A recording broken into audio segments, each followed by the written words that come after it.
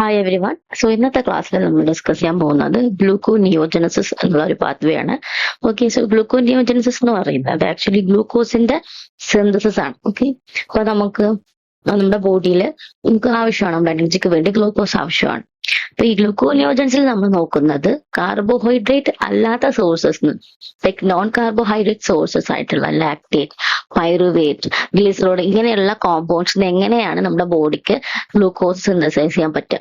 ആ ഒരു പാത്വേ ആണ് ഗ്ലൂക്കോനിയോജൻസിസ് എന്ന് പറയുന്നത്. ഓക്കെ, അതായത് നോൺ കാർബോഹൈഡ്രേറ്റിൽ നിന്നുള്ള ഗ്ലൂക്കോസിന്റെ ഫോർമേഷൻ ആണ് ഈ പാത്വേ നമ്മൾ ഡിസ്കസ് ചെയ്യുന്നത്. അപ്പൊ എപ്പോഴാണ് നമ്മുടെ ബോഡിയിൽ ഇങ്ങനെ ഈ ഗ്ലൂക്കോസ് ഫോർമേഷൻ, അപ്പം ചില സമയത്ത് നമ്മുടെ എക്സസൈസ് ചെയ്യുന്ന സമയത്ത് അല്ലെങ്കിൽ ഡയറ്റ് ചെയ്യുന്ന സമയത്തൊക്കെ എനർജി റിക്വയർമെന്റ്, നമ്മുടെ ഈ ഒരു എനർജി ഡിമാൻഡ് കൂടുന്ന സിറ്റുവേഷൻ. ഓക്കെ, അപ്പൊ നമ്മുടെ ബോഡിക്ക് എന്ത് വേണം? എനർജിക്ക് വേണ്ടി ഗ്ലൂക്കോസ് വേണം.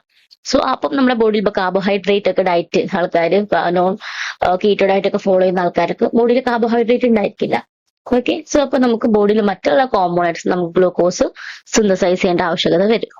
അതായത് ഇപ്പം പ്രൊലോങ്ഡ് എക്സസൈസ് ചെയ്യുന്ന സമയത്തും ലോ കാർബോഹൈഡ്രേറ്റ് ഡയറ്റ് ഫോളോ ചെയ്യുക, അല്ലെങ്കിൽ ഫാസ്റ്റിംഗ് പീരിയഡിലും, അല്ലെങ്കിൽ നമ്മുടെ മെറ്റാബോളിക് ഡിമാൻഡ് കൂടുന്ന കണ്ടീഷൻ, എക്സാമ്പിൾ പ്രഗ്നൻസിയിലൊക്കെ നമുക്ക് ഗ്ലൂക്കോസ് ബോഡിക്ക് റിക്വയർമെന്റ് അല്ലെങ്കിൽ ഡിമാൻഡ് കൂടുകയാണ്. സോ അത്തരത്തിലുള്ള സിറ്റുവേഷനിൽ നമ്മൾ ഗ്ലൂക്കോസ് നോൺ കാർബോഹൈഡ്രേറ്റ് സോഴ്സിന് സിന്തസൈസ് ചെയ്യും. ഈ ഒരു പ്രോസസ്സാണ് ഗ്ലൂക്കോനിയോജനസിസ് എന്ന് പറയുന്നത്. ഓക്കെ, എന്ന് പറഞ്ഞു ഗ്ലൂക്കോസിന്റെ ആണ് നോൺ കാർബോഹൈഡ്രേറ്റ് സോഴ്സ്, അതിന് നമ്മൾ ഗ്ലൂക്കോനിയോജനസിസ് എന്ന് പറയും.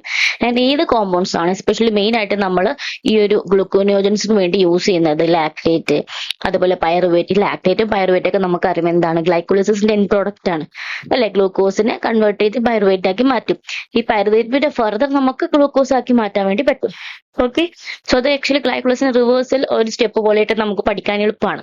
അതുപോലെ ഗ്ലൂക്കോജനിക് അമിനോ ആസിഡ്സ് തന്നെ ഈ ഒരു കാർബോ സ്കെൽട്ടൻ വരുന്ന, അല്ലെങ്കിൽ ആ ഒരു കാർബോഹൈഡ്രജന്റെ സ്കെൽട്ടൻ വരുന്ന ആ type of amino acid glucogenic, അതായത് ഗ്ലൂക്കോസ് ഫോം ചെയ്യാൻ ഏബിൾ ആയിട്ടുള്ള കുറച്ച് അമിനോ ആസിഡ്സ് വരുന്നുണ്ട്. ഓക്കെ, അപ്പൊ അതിൽ നമുക്ക് എന്ത് ചെയ്യാൻ പറ്റും? ഗ്ലൂക്കോസ് സിന്തസൈസ് ചെയ്യാൻ വേണ്ടി പറ്റും. അതേപോലെ പ്രൊപ്പിയോണേറ്റ്, ഗ്ലിസറോൾ പറഞ്ഞിട്ടുള്ള ഫാറ്റ് കോമ്പണൻസും നമുക്ക് എന്ത് സിന്തസൈസ് ചെയ്യാം? ഗ്ലൂക്കോസ് സിന്തസൈസ് ചെയ്യാം. സോ ഇങ്ങനെയുള്ള പ്രിക്കോഷേഴ്സിന് ഗ്ലൂക്കോസ് സിന്തസൈസ് ചെയ്യുന്ന പാത്വേ ആണ് ഗ്ലൂക്കോനിയോജനസിസ്. ഓക്കെ, ഇത് എവിടെ വെച്ചാൽ നടക്കുന്നത്? നമ്മുടെ ബോഡിയിൽ, നമ്മുടെ സെല്ലിന്റെ സൈറ്റോസോളിൽ വെച്ചിട്ടാണ് ഗ്ലൂക്കോനിയോജനസിസ് എന്നുള്ള പാത്വേ നടക്കുന്നത്. ഓക്കെ, ആൻഡ് എസ്പെഷ്യലി ലിവറിലാണ് ഈ ഒരു പാത്വേ നടക്കുന്നത്. നമ്മുടെ ബോഡിയിലെ ഏത് ഓർഗനിലാണ്?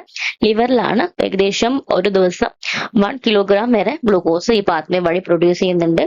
ആൻഡ് വളരെ കുറച്ച് ഇതിന്റെ ഈ പാത്വയുടെ ടോട്ടലിന്റെ ഒരു 1/10 ഒക്കെ ലിവറിന്റെ കപ്പാസിറ്റിയുടെ 1/10 ഒക്കെ കിഡ്നി മെട്രിക്സിൽ നടക്കുന്നുണ്ട്. പക്ഷെ മോസ്റ്റ്ലി നടക്കുന്നത് ലിവറിലാണ്. ഓക്കെ, ആൻഡ് സെല്ലിന്റെ സൈറ്റോസോളിലാണ് ഈ ഒരു പാത്വേ നടക്കുന്നത്. സോ എപ്പോഴും നമ്മൾ ലൊക്കേഷൻ നോക്കിയിരിക്കണം. നമുക്കറിയാം ഗ്ലൈക്കോളിസിസ് നടക്കുന്നത് സൈറ്റോസോളിലാണ്, പക്ഷെ സിട്രിക് ആസിഡ് നമ്മൾ പഠിച്ചു, അത് മൈറ്റോകോൺഡ്രിയൽ മെട്രിക്സിലാണ് നടക്കുന്നത്. ആൻഡ് അഗൈൻ ഗ്ലൂക്കോനിയോജനസിസ് നടക്കുന്നത് എവിടെയാണ്? സൈറ്റോസോളിലാണ്. സോ ഗ്ലൈക്കോളിസിന്റെ സിമിലർ സ്റ്റെപ്സ് ആണ് ഈ പാത്വേ ഫോളോ ചെയ്യുന്നത്. സോ അതുകൊണ്ട് നമുക്ക് ഈസിലി ഓർക്കാൻ പറ്റും സൈറ്റോസോളിലാണ് രണ്ട് പാത്വേ നടക്കുന്നത്.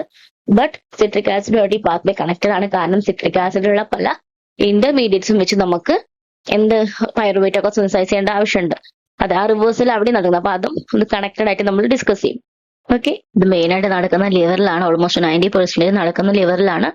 ആൻഡ് കിഡ്നി മെട്രിക്സിലും ഒരു 110% നടക്കുന്നുണ്ട്. അതേപോലെ ഇൻഡസ്ട്രിയൽ എപ്പിത്തീലിയത്തിലും മൈനർ കോൺട്രിബ്യൂഷൻ ഒക്കെ വരുന്നുണ്ട്. മെയിൻ ആയിട്ട് ഓർക്കേണ്ടത് സൈറ്റോസോളിലാണ് നടക്കുന്നത് ആൻഡ് ലിവറിലാണ് ഇത് മേജർ ആയിട്ട് നടക്കുന്നത്. ഓക്കെ, അപ്പൊ ഇതിന്റെ പ്രിക്കേഴ്സേഴ്സ് അല്ലെങ്കിൽ സബ്സ്ട്രേറ്റ് ഏതൊക്കെയാണ്? നമുക്ക് എന്നൊക്കെ ഗ്ലൂക്കോസ് സിന്തസൈസ് ചെയ്യാം? നോൺ കാർബോഹൈഡ്രേറ്റ് സോഴ്സസ് ആയിട്ടുള്ള lactate, pyruvate, glucogenic amino acids, propionate and glycerol, ഇതിനൊക്കെ നമുക്ക് ഗ്ലൂക്കോസ് സിന്തസൈസ് ചെയ്യാൻ വേണ്ടി പറ്റും. ഓക്കെ, ഇതിന്റെ ഇമ്പോർട്ടൻസ് എന്താണ്? സോ ഈ പാത്വേ നമ്മൾ ഓൾറെഡി പറഞ്ഞു, നോൺ കാർബോഹൈഡ്രേറ്റ് സോഴ്സസ് ആണ് ഗ്ലൂക്കോസ് സിന്തസൈസ് ചെയ്യുന്നത്. ഓക്കെ, സോ നമ്മുടെ ബോഡിക്ക് ഗ്ലൂക്കോസ് എന്ന് പറഞ്ഞു കഴിഞ്ഞാൽ കണ്ടിന്യൂസ്ലി ആവശ്യമായിട്ടുള്ള ഒരു മോളിക്യൂൾ ആണ് അല്ലെ, എനർജിക്ക് വേണ്ടി. ഇപ്പൊ ബോഡി തന്നെ ഒരുപാട് ഓർഗൻസ്, എസ്പെഷ്യലി ബ്രെയിൻ ഒക്കെ ഗ്ലൂക്കോസിനെ മാത്രമാണ് എനർജി പ്രൊഡക്ഷന് വേണ്ടി ഡിപ്പെൻഡ് ചെയ്യുന്നത്.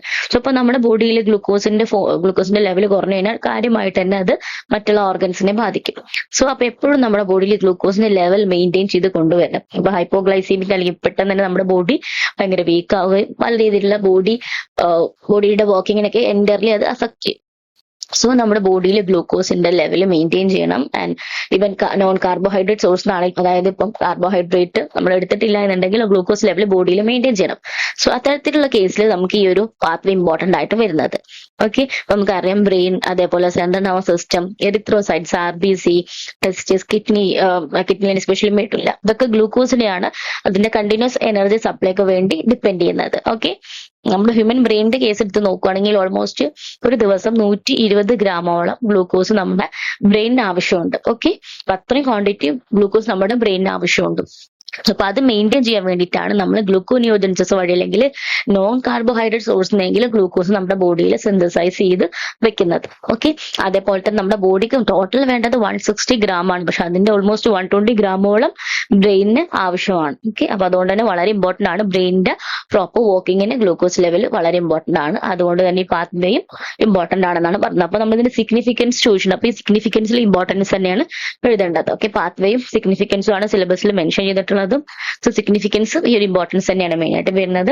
ഇത് കൂടാതെ ഇൻട്രൊഡക്ഷനിലുള്ള നമ്മൾ പറഞ്ഞ ഇമ്പോർട്ടൻസും കൂടി ആഡ് ചെയ്തിട്ട് എക്സാമിന് എഴുതാം.